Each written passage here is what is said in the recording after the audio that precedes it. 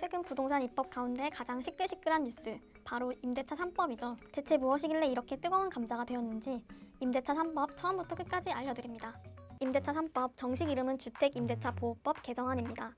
남의 집에 새들어 사는 사람을 세입자라고 하는데 이 세입자를 보호하는 법이죠. 주택임대차보호법은 1981년 국민의 주거생활 안정을 보장할 목적으로 세입자가 불안해하지 않고 잘 살게 하자며 탄생했습니다. 집주인이 세입자한테 갑자기 방을 빼라고 해버리면 당장 살 집이 없을 수 있으니 세입자의 권리를 보호하자고 등장하게 된 것이죠.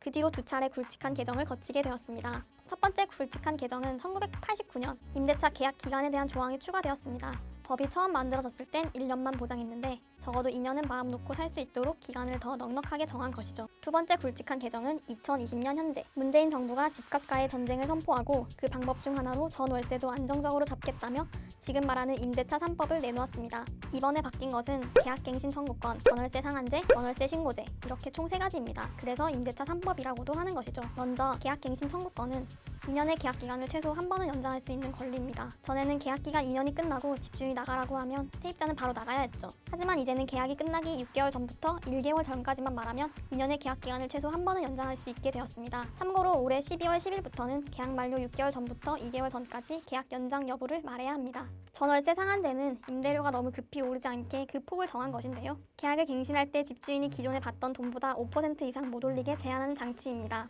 결국 세입자가 집주인에게 더 살고 싶다고 말할 수 있고 갑자기 높아진 전세 보증금에 등 떠밀려 집 나올 걱정을 할 필요도 없으니 세입자에게 유리한 제도죠. 전월세 신고제는 내년 6월 1일부터 시행됩니다. 전세 계약 후 30일 내에 지자체에 계약 내용을 신고하도록 하는 제도죠. 그동안은 신고를 안 해도 됐었기 때문에 집주인이 얼마나 빚을 지고 있는지 모르고 계약했다가 보증금을 떼이는 일도 많았다고 합니다. 여기서 또 시끌시끌한 이슈, 이 법안이 소급 적용된다고 하는데 소급 적용이 뭐지? 소급 적용이란 어떤 법률, 규칙 따위가 시행되기 전에 일어난 일에까지 거슬러서 미치도록 적용하는 일을 말합니다. 결국 이 법안을 새로 집 계약하는 사람뿐만 아니라 원래 계약을 하고 있던 집주인과 세입자 모두에게 적용하기로 하는 것이죠.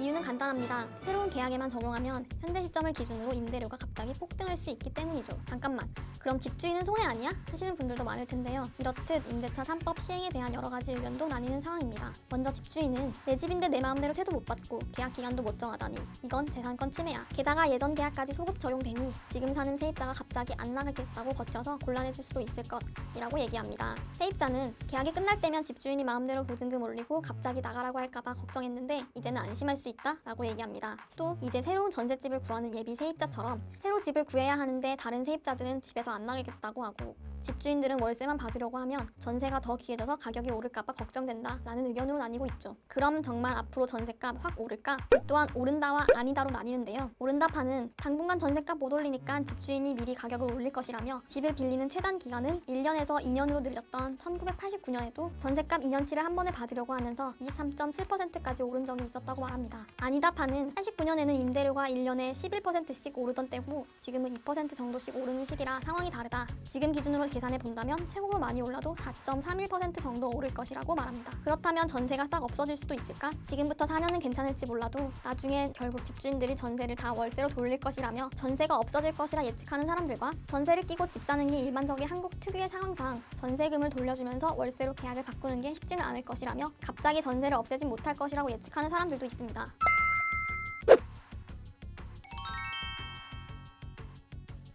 세입자가 안 된다고 하면 집주인 마음대로 바꿀 수 없습니다. 월세나 반전세로 바꿀 경우에는 전월세 전환율에 맞춰 계산해야 하는데 이때도 임대료를 5% 이상 올릴 수 없습니다. 예를 들어 현재 4억 원인 전세 계약 갱신 때 집주인은 5%인 4억 2천만 원까지만 올릴 수 있죠. 하지만 보증금 1억에 나머지는 월세로 돌리자 합의한 경우 보증금 1억을 제외한 3억 2천만 원의 4% 1,280만 원이 1년치 월세가 됩니다.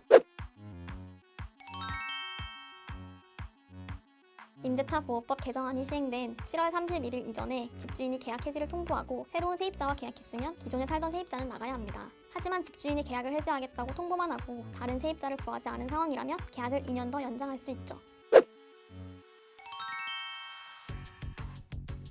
예를 들어 계약 만료가 오는 10월로 2달 정도 남아있는 상태에서 이미 8%를 올려주기로 하고 갱신했다면 계약 만료가 한 달 이상 남은 상태이기 때문에 쓸 수 있는 카드 2가지, 계약 갱신 청구권을 쓰면서 다시 2년 더 계약하자, 전월세 상한제를 쓰면서 5% 이내로 임대료를 다시 정하자.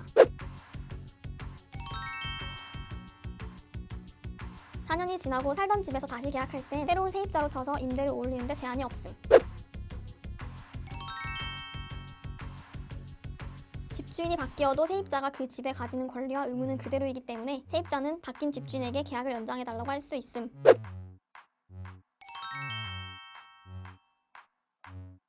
아닙니다. 세입자가 임대료를 밀리거나 살고 있는 집을 훼손하는 등 임차인으로서의 의무를 다하지 않았을 경우에 거절이 가능하죠. 또 집주인이나 집주인의 직계가족이 들어와 살 경우에는 세입자가 나가야 합니다. 이런 경우에는 집주인은 무조건 2년 이상 살아야 하며 허위로 집주인이 세입자를 내쫓은 것이 발견되면 기존의 세입자가 집주인에게 손해배상 청구도 가능합니다. 세입자의 권리를 보호하기 위해 개정된 임대차 3법, 여러분들은 어떻게 생각하시나요?